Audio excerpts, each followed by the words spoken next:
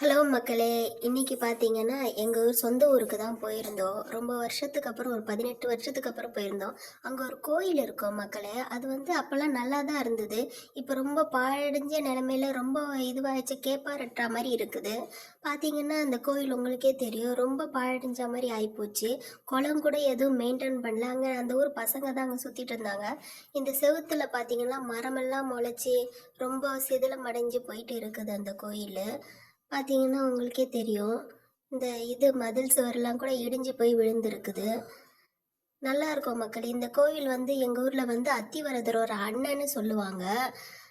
நல்லா கிராண்டா இருக்கும். முதல்லலாம் அந்த கோயில்ல பூஜைலாம் பண்ணுவாங்க. இப்ப யாரும் பண்றது இல்லையா என்னன்னு எனக்கு தெரியல.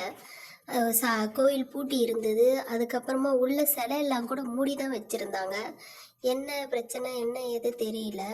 ஆனா நல்லா இருக்கும் மக்களே முதல்லலாம் இந்த கோயிலு.